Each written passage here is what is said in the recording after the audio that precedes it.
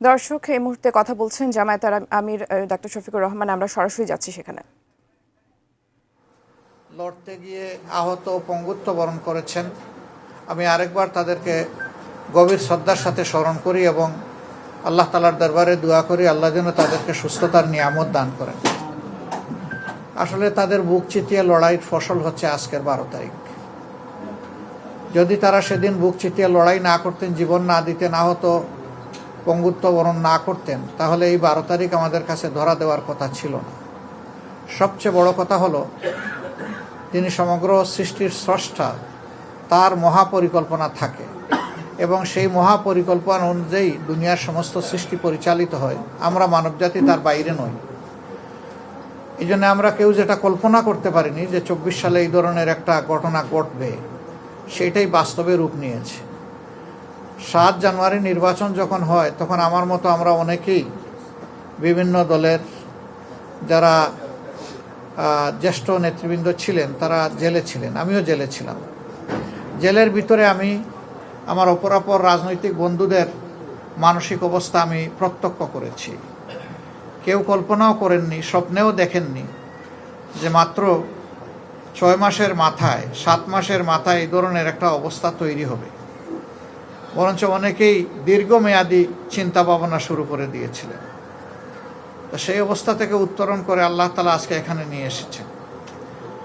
এই জাতি, আমরা বিশ্বাস করি যে জুলাইয়ের যে আকাঙ্ক্ষা সেটাকে সম্মান করে। যারা সম্মান করবে তারা কৃতজ্ঞ হবে, যারা সম্মান করবে না তারা স্বাভাবিকভাবেই অকৃতজ্ঞ হবেন। কারণ এত বড় একটা বিপদ থেকে, সংকট থেকে জাতিকে আল্লাহ তাআলা যাদের উসিলায় বের করে দিয়েছেন, তারা বয়স কত, অভিজ্ঞতা কি, এটা বড় কথা না। তারা আমাদের সেনাপতি ছিল, যোদ্ধা ছিল, বীর ছিল। সেই বীরদের প্রতি আমাদের সম্মান দেখাতেই হবে। আমরা চেষ্টা করেছি সেই বীরদেরকে বুকে শ্রদ্ধার সাথে ধারণ করে যারা শহীদ, যারা বেঁচে আছে, আমাদের সামগ্রিক পরিকল্পনা এবং স্বপ্নকে সাজানোর জন্য। আমরা এই নির্বাচনী প্রক্রিয়ার মধ্যেই আমাদের পলিসি পেপার রিলিজ করেছি একটা সামিটের মাধ্যমে। আবার আমরা নির্বাচনের ইশতেহারও ঘোষণা করেছি আরেকটা সামিটের মাধ্যমে। এইভাবে আমরা সমাজের সাথে সংযোগ রক্ষা করেই আমাদের এই নির্বাচনী কৌশল আমরা নির্ধারণ করেছিলাম। আমরা জাতিকে বলেছিলাম যে আমরা এমন কোনো আশ্বাস দেব না যেটা আসলে নিজেরাই বিশ্বাস করি না। শুধুমাত্র মানুষের ভোট পাওয়ার জন্য কোনো আশ্বাস দেওয়া, আমরা এটাকে নৈতিক একটা স্খলন বা অপরাধ বলে মনে করি। আমরা যা পারবো সম্ভাব্য বিষয়গুলাই জাতির সামনে উপস্থাপন করেছি।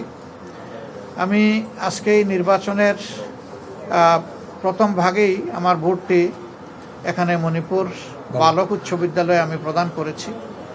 আমি তখন স্বাভাবিক অবস্থা সেখানে বিরাজমান দেখেছি এবং ভোটার উপস্থিতিও ছিল লক্ষণীয়। এরপরে আমি ক্রমান্বয়ে অনেকগুলা সেন্টার আমি দেখার চেষ্টা করেছি। আমি যেখানে যেখানে গিয়েছি 2-1টা সেন্টার ছাড়া বাকি সেন্টারগুলোতে ভোটার টার্নওভার ছিল খুবই সন্তুষ্টজনক। 2টা সেন্টারে শুধু আমার কাছে মনে হয়েছে যে এখানে টার্নওভারটা কম।